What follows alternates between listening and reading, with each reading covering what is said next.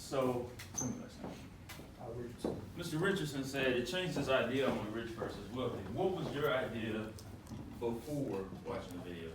Well, I thought rich they were more financially responsible. Okay. I thought they had it all together, and I thought wealthy meant, you had enough money to, sustainable income. but Yeah.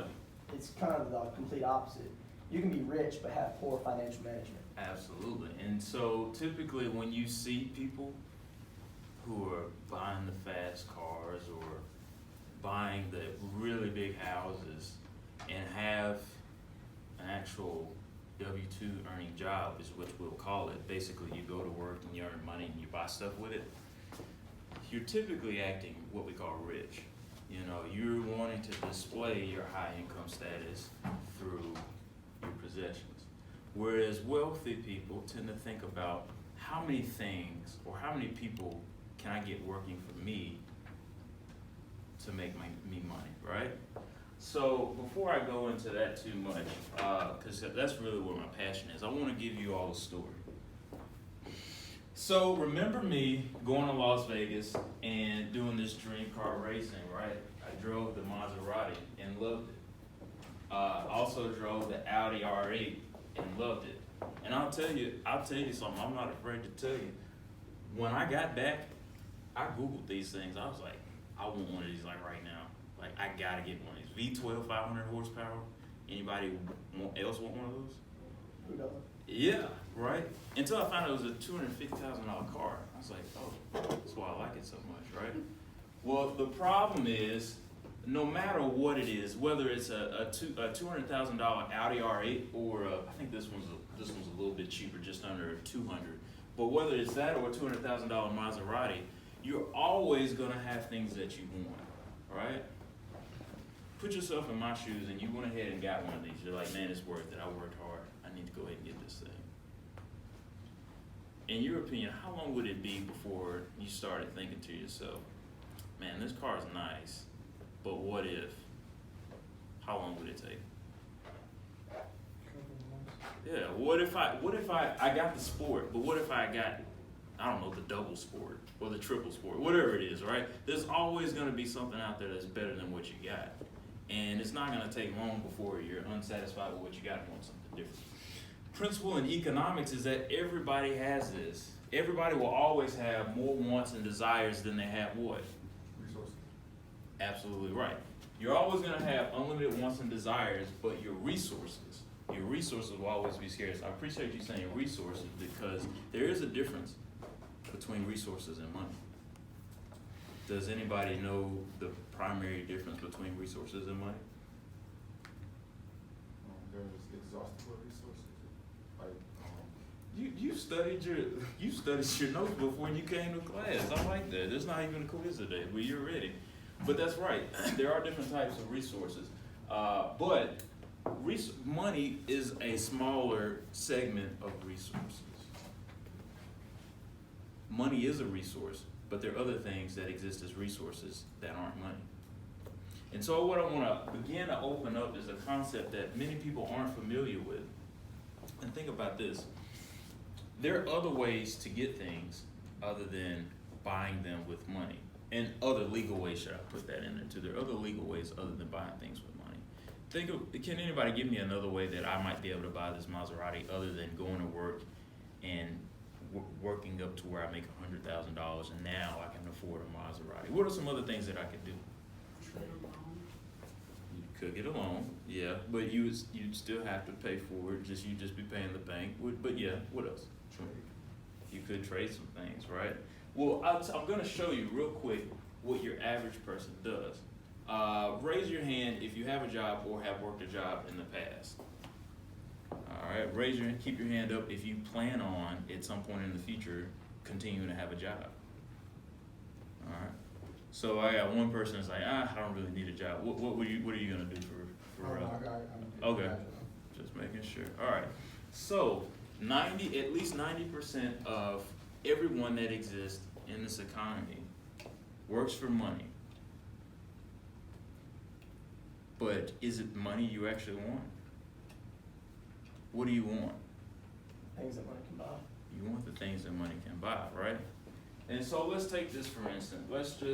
I'm gonna abbreviate this Maserati. Well, actually. All right, so let's do it this way. We've got desires, we've got a bunch of desires. And we know that in order to get our wants and desires, your average person has to earn money to gain those things, right? So I'm gonna just call it W and D, wants and desires. In order to get your wants and desires, you have to earn money. Have to go to a job, right, to earn that money. At that job, they pay you money. And my macro students are gonna remember this part. Before you even get the money that you work for, has this ever happened to you? You start a new job, you work on that job, and you're really happy about what you've done, and then you get your check. And you look at your check and you're like, wait a minute, nah. I work way more hours than this for what you're paying me. Am I the only person that's happened to? Right. Because what happens before you get paid? Government. Tax. Everybody else, the only people who don't get their money is the bill collectors. And I guarantee if the bill collectors could get their money before you do, they would, right? And bill collectors can't because they know, or they should, because they know chances are they still might not get paid after you get paid. So that's why everybody feels like it's important to get their money first before you get your money.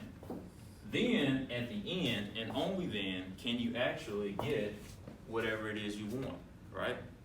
So you work 40 hours a week, 50 hours a week, 60 hours a week in order to earn the money it takes to then buy your wants and desires. But the problem is you got this whole middle step here before you can even get to the end result. What I'm getting at here is there's a very painful middle step for over 90% of people who work a job. And if you think about this video that I just showed you, what was one very stark contrast between a rich person and a wealthy person? The very stark contrast would be, depends on your financial decisions in a sense. Yeah. And And hold that second thought because you got a good point. Your financial decisions is what it depends on. Everybody has wants and desires, right? But it depends on the choices you make with the income you receive. Go ahead and take the second part. and I was just saying how wealthy is, that's being financially free and you have enough passive income where you can sit back and, think about what's gonna be more stable for your future, whereas what is in the now, it's kinda like you going out, you think about, well, I have 250,000 cash on me right now. I could go out and buy some foreclosure homes for 50 grand a piece, turn them into rentals. Over the year, I'll have an annual growth of about 12% on my money, depending on how much you set out your rent for. Because me and my dad, we do that. Yes, absolutely. And It's the car no longer it's not even the question. You're going to go ahead and do the rentals. Yeah, absolutely. Listen, the lecture's over. He told you pretty much everything else I was going to cover for today. That's it. But what we're going to do is, since we got a little bit more time left, we're actually going to go over some details. But you're right. It's all about your management of your resources. So, economics teaches us, my macro students should remember this, economics teaches us by nature, resources are scarce. By nature, resources are scarce. Can anybody give me a loose definition of what a resource is? This is going to be important.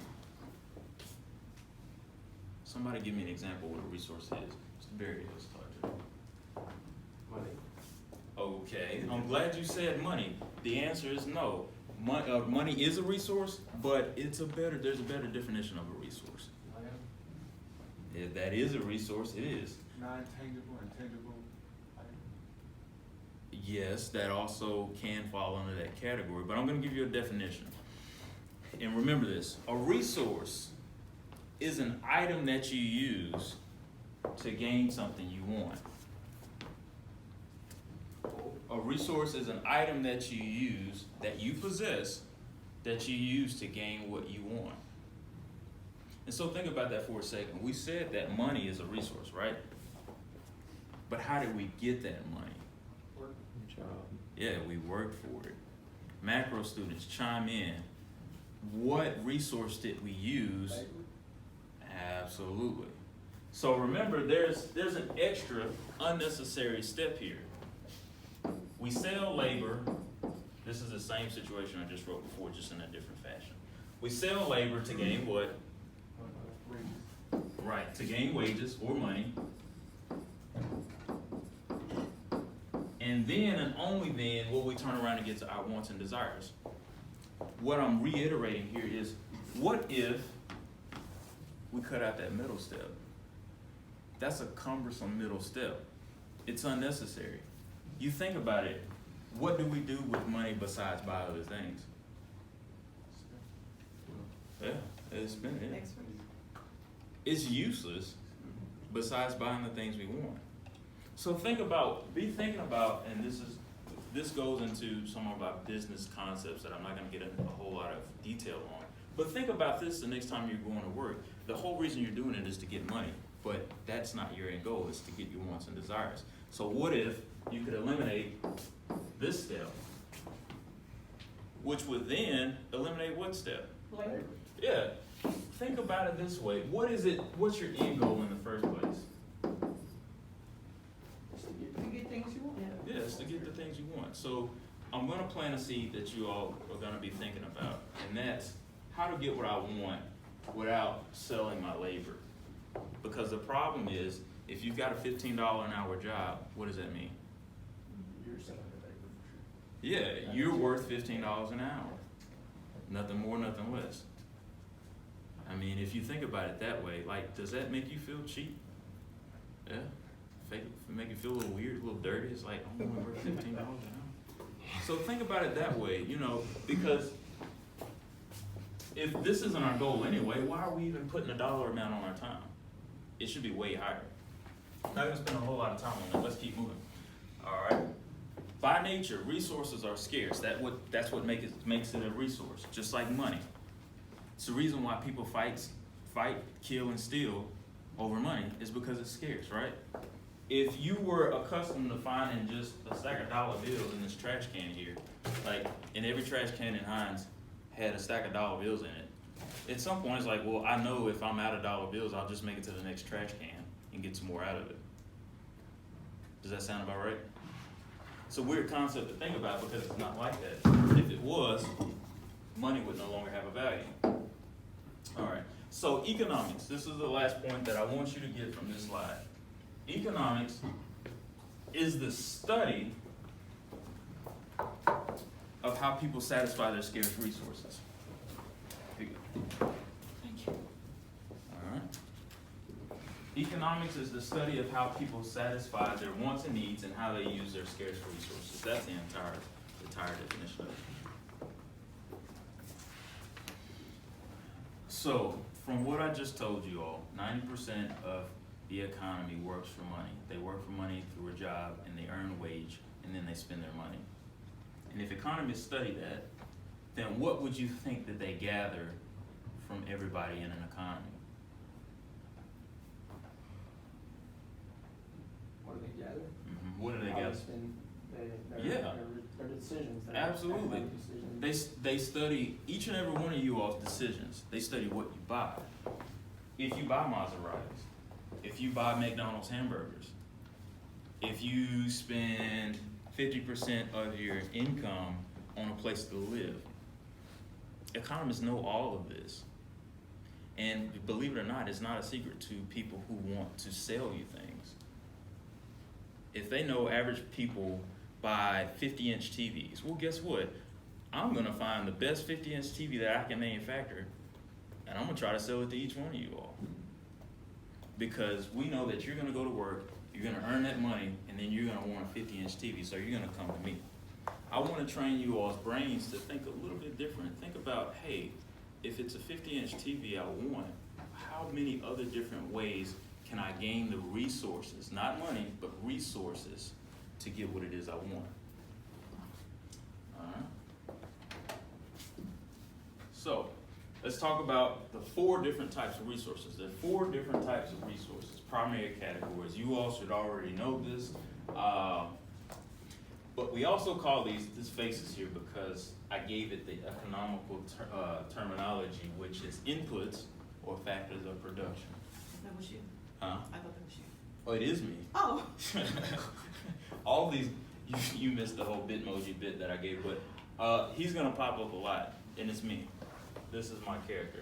But yeah, the economical term for this is inputs or factors of production. Anybody remember the term inputs or factors of production? Kinda, not really. Well, that's exactly why I'm changing the way I present this information to you. My goal is to be able to ask you this 5 years from now. You'd be like, oh yeah, it's these 4 things, right? Okay, so let's talk about it. The first one, we've already talked about. Remind me what it is. Labor? That's exactly right. The first resource that you can sell or use is labor. Labor is defined as a physical or mental effort used to produce goods or services. It's what I said, 90% of you all sell to the job market in order to gain wages. It is the most inefficient way of gaining resources because it requires time. Without time, you don't gain anything. If you're sitting in this classroom, you don't gain anything because you can't labor and learn at the same time. Or at least not in this classroom. And you typically sell your labor to the job force or firms. Keep that in the back of your mind for later. Second type of resource. Payment wage. We're way back there. Remember that. All right.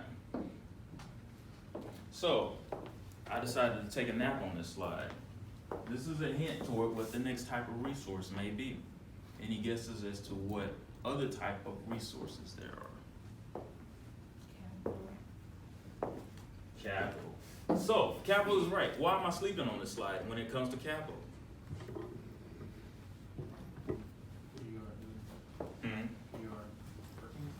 Absolutely right. Exactly right, because these are items that make you money while you're asleep. These are one of my favorite type of resources. Passive, absolutely right. So, we're gonna break this down real quick. Any clue why this might be my, well, you all told me, I just wanna make sure you're still awake. Any clue why this is my favorite type of resource? It saves you time. Yeah, it saves me time. It gives me pretty much all my time back, right? So, let's do a quick analysis. We said before, you can use labor to gain resources that you want. What is the intermediary? Well, true, yes, the banks are the intermediary, but more specifically, money. You sell labor, you get money. It's the intermediary. It's how you hold your value. It's the money. It sits there until you're ready to use it, right? You can sell a bunch of labor, stack up a bunch of money. With me so far? You can work a bunch of hours and get a really big check. With me so far? That check is useless to you other than for acquiring other things, right? Or saying, I have $10,000 in the bank. With me? Whereas capital are things that you own that ideally will pay you just because you own them. Matter of fact, I think I'm alternating. Work for y'all? Yeah. All right. Does it give you a little bit better image quality too? Yeah, it does. Okay. Capital assets. Remind me what an asset is. It's something that you own, land. It's something that you own, ... That what? Yeah. Something that you own that generates income without your input or without your physical activity, right? So capital assets. We own capital assets which will pay us in our sleep and then will allow us to buy us our wants and desires. I think we already understand the difference here is that there's little or no physical input required here to gain this, your wants and desires on the end. Why is that important? I was able to quit my job because I bought capital assets. I made money at a job just like you all do or will do. You go to work, you clock in, you get a paycheck, you go home, you buy stuff. What you do with the assets, which in this case, resources, money, think money, what you do with your money that you earn with your regular job is the difference between if you will work for the rest of your life or not. It's the reason why people get to 65 years old and can't quit or can't retire. It's because they don't have enough money. They don't have enough income yet. So I'm telling you all these things because they'll make a difference for you. Like if you just do small things, like buy capital assets or goods, you can still get what you want. You can still get the Maserati, you can get the Audi. And if I argue it right, I think you can probably get it a whole lot quicker if you do these things versus just buy your wants and desires with money you earn. It doesn't just have to be a building though. It can be equipment. Think about companies that rent equipment out. How many companies do you know that will rent your stuff? Ranking rentals is a good one. Yeah. I know a couple other ones. Because we're recording, I won't call names out, but there's a lot of companies that rent you stuff. Now that we've talked about this, any clue why they rent you stuff? And they're They making still own profit it. off of what, yeah, they own it. Yeah. Right. It's their capital asset. You're giving them the money they need to fulfill their wants and desires. And the money continues because they, And once You they get get it, the so- break-even point, now they're making profit off of that Right. piece of equipment. You're gonna have an upfront cost.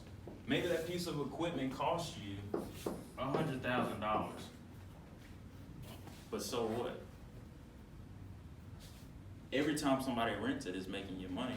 At some point, even if it's 100 years from now, you're gonna make this $100,000 back as long as it's a smart investment. But guess what happens after that? You make money. Pure profit. And that's an exaggeration of 100 years, but most times you can calculate an investment to be well less than that. Most rental properties I buy pay me back in 3 years. And what I say happens after the payback period? Everything after that is pure cake. Imagine what happens if you then take that money, the pure cake that you made, and do it again. And then again. Double it. What's that? Double it. Yeah, and then do it again. And then do it again. Yeah. Anybody ever heard of Amazon? Oh yeah. Amazon is buying 747s right now. You know why they're buying 747s? they're pushing up the middleman and they're going, What you say? That's right, but yeah. What are you gonna say? I was gonna say like ship it stuff. So Ye- not to pay people to ship they it. don't have to pay. That and because they're making too much money. Amazon, if I'm not mistaken, made over $1 billion last year. You know how much they paid in taxes? 0. How much did you pay in taxes? Oh, because did you make any money last year? Not really. Oh, okay. Well, I would hope they didn't ask you for any tax money. It's like, hey, I know you're making anything, but hey, just send me what you got. Where's your money, man? Right. You get a shoelace. But does that seem fair? No. It doesn't, but it's how the system works. Your goal is to buy things with capital assets, and I'm gonna show you one other thing. Remember where I told you at this step where you're selling labor to get money, and then what comes out of the bottom? Everybody that you owe money to besides people who can, well, I take that back. Everything's gonna come out of here from people who can get their hands in your pocket. And we know who one of the biggest people we're talking about is people who take probably about 30% of your paycheck before you even see it. Right. Whereas if this happens, and I'll tell you this, owning capital assets, nothing comes out of here. Did y'all know that? Nothing comes out of this phase. Yes, sir. And so if you own a house, Mm-hmm. like, doesn't it have like property taxes? So the same thing gonna apply to like It does. owning like a business? You don't It have does. property taxes? But there's a big, but it doesn't come out at this step. You only file taxes once a year, right? It's not until it's time to file taxes do you actually take a pen to paper or a calculator to figure out how much you owe taxes on.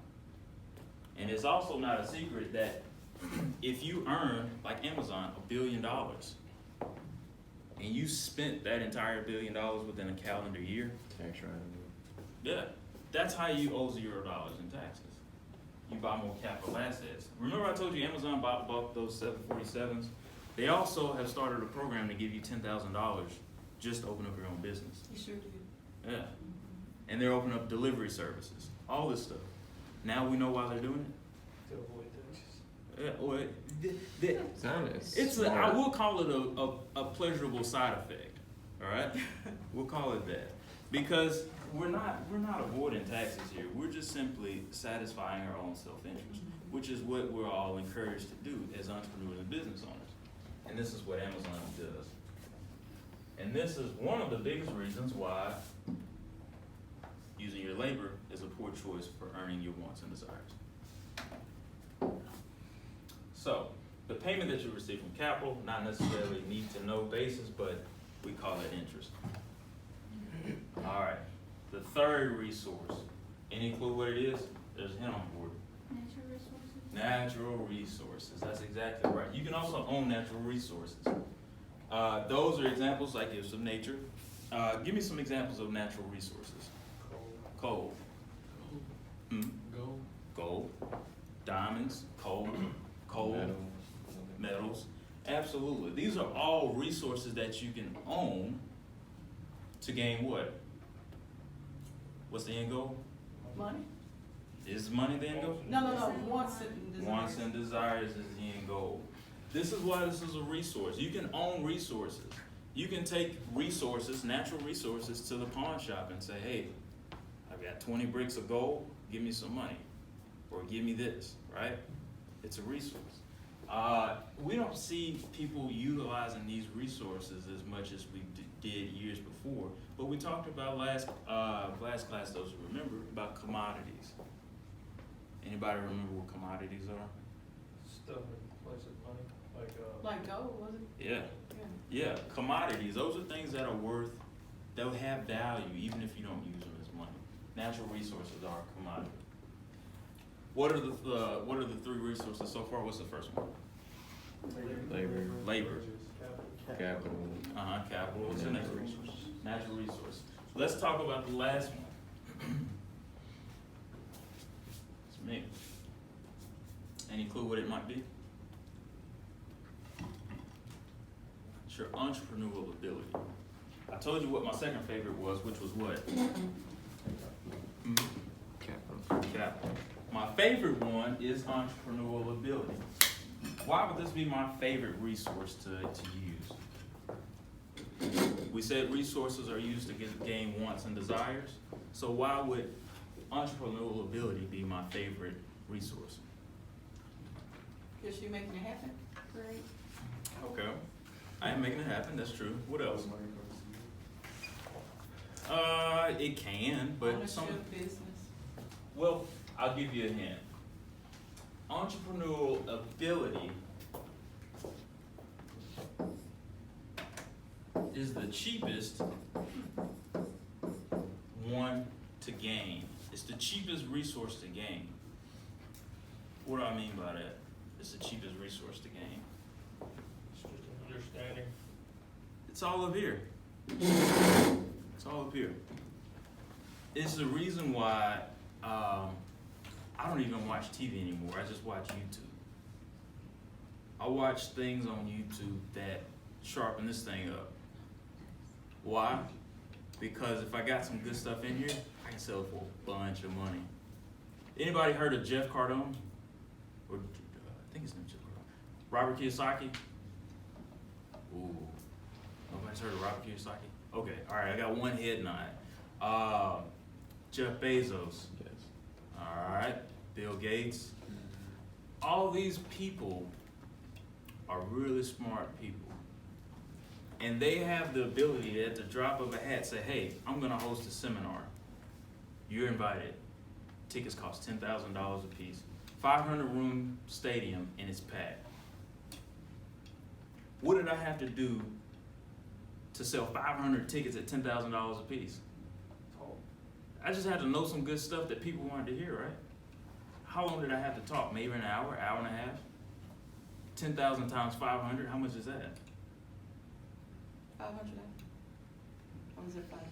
And what? What'd you say, 10,000? 10,000 times 500. No, don't feel bad, because that's, you add 5 zeros, should that be? Is that right? So about 5 million, something like that? Yeah. $5 million for maybe a 2-hour speech. And how much did I spend to get it? How much time did I spend to get it? About an hour. Not long. And it was just information I picked up along the way, stuff that people wanted to know. That's why entrepreneurial ability is my favorite one. And it sure beats the heck out of going to work for 60 hours a week for $15 an hour just to have taxes taken out, just to be able to afford the bills. So that's what I'm getting at with this. There are 4 types of resources. What you do with your resources dictates everything about your life. Any questions so far? Well, I see some spinning wheels. Maybe it's just kind of something that's cool. Oh, last thing I almost forgot to mention is not only is it about what's up here and what you're able to communicate to other people, but entrepreneurs do what? I talked about this. And Solve a problem. they solve problems. Entrepreneurs solve problems. And what is the big thing about solving problems? How valuable is it? How valuable is solving problems? Probably one of the most valuable things you can think of.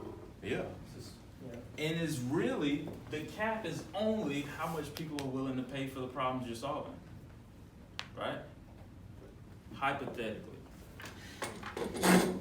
Amazon buys 10 jumbo jet 747s from one person. And they find out none of the engines work.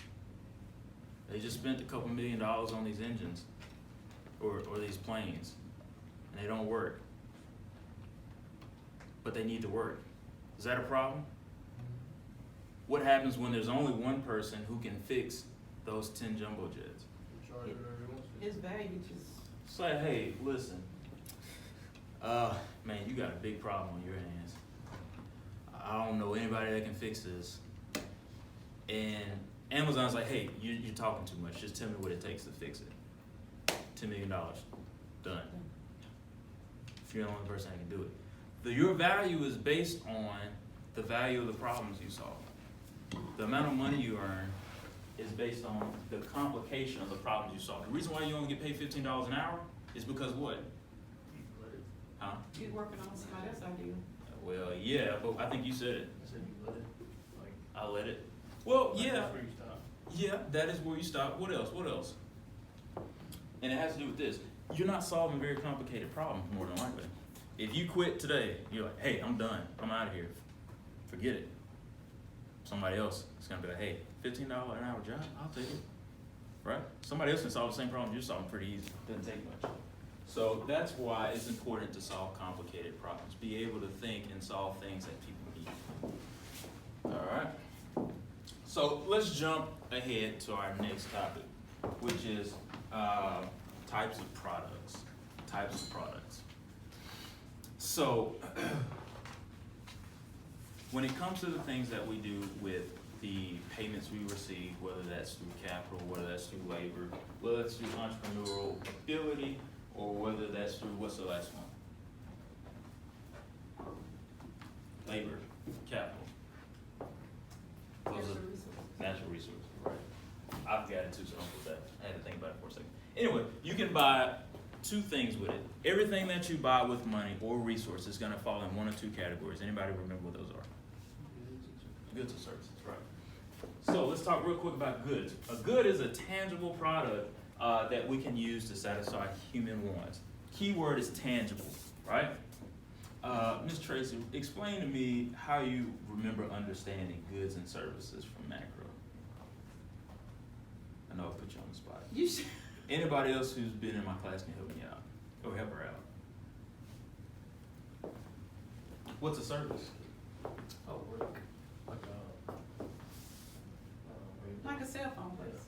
Right, okay, yeah, so, okay, cell phone's a good example. Can you touch the service that this cell phone company gives you? Yes. You can touch, okay. You can touch the phone that you bought from them. You can touch the bill that they send you. But you can't touch the actual connection between your phone and the tower that is the actual service that you want, right? So what we're gonna say is the primary difference between a good and a service is that one is tangible, while the other is intangible. Alright? We earn that money, we're either gonna go basically buy ice cream with it, or we're gonna buy, I don't know, a package that gets delivered from your local carrier.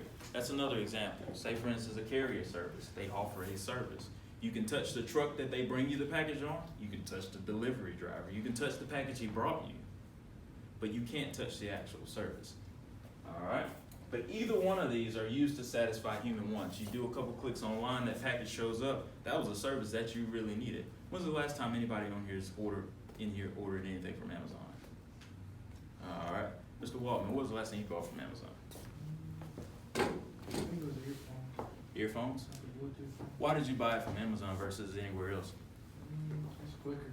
It's quicker, right? So they solved a problem of yours. Like, you could have very well just got home from work, you were super tired, you needed headphones, and you needed them next week, but you didn't want to run out to Walmart to get them. Amazon solved a pretty valuable problem for you. What's something else somebody bought from Amazon? What about you? I bought a waffle maker. A waffle maker. Waffle makers are cool. Why did you go to Amazon to buy it versus somewhere else? Because it was on sale and I got Prime. You got Prime, so free delivery, right? 2-day shipping. It's gonna show up in 2 days. You know they're going to 1-day shipping, right? Yes. What did they just do? Solved the problem. What was the problem? Longer. 2 days takes too long. Who would have thought taking 2 days to get something would have taken too long? So, if you see this, you see the problems, they're identifying problems and they're solving them. What happens if they finally say, if you click and order something before 10 o'clock, it'll be there in Man, a they couple putting hours? everybody else out of business. The problems that they are solving is the reason why they're growing and growing. Every time they make more money, they just solve bigger problems. It's like they think outside the box. Literally, think outside the box, right? So I want to get you all to think about this when you're consuming goods and services. Are you consuming capital assets? Are you consuming things that once you eat them, they're gone forever? So is the money that went with it. The last thing I want to talk about is a term called scarcity. Scarcity happens anytime this trash can isn't filled with money. Where am I going with that? When the resources run out. Okay, when the resources run out, that's true, but give me a little bit more detail about why that trash can is not filled with money right now. Not enough labor? There's few. What's that? Few. Fuel? Not few. Like not very. Oh, absolutely, right. Money is scarce. That's why it's not in the trash can, because it's scarce. Anytime there's more people wanting something than that exists, scarcity exists. You with me so far? It's the reason why gold has value. It's the reason why diamonds have value. It's because you can't walk out this classroom and see a gold brick laying on the ground and say, oh, that's pretty cool. I ain't seen one of those in a while. No, they're scarce, and that's the reason why they have value. So you think about this last part, which is when what people desire exceeds the amount available at a zero price. The zero price part is important because that means if it's free, then, well, let me start over. I'm gonna give you an example instead. If you were able to get used to the fact that every trash can you walk past, in the school or outside of the school, was filled with money, then that basically would mean money is free, right? I mean, you just walk up to it, grab what you need, and keep going, right? So, think about this. That's when it exists at a zero price. It costs nothing to gain money, right? Weird concept, but walk with me. It costs $0 to gain money, which means that if it is scarce, then the amount of people who desire money should be equal to the amount of people who have money, right? If you all understand equilibrium, it just means this side equals this side, right? They balance out. If one's higher than the other, you've got an imbalance.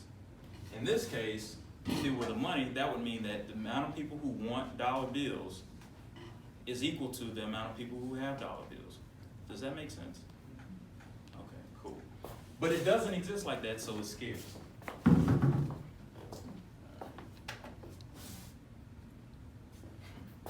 All right.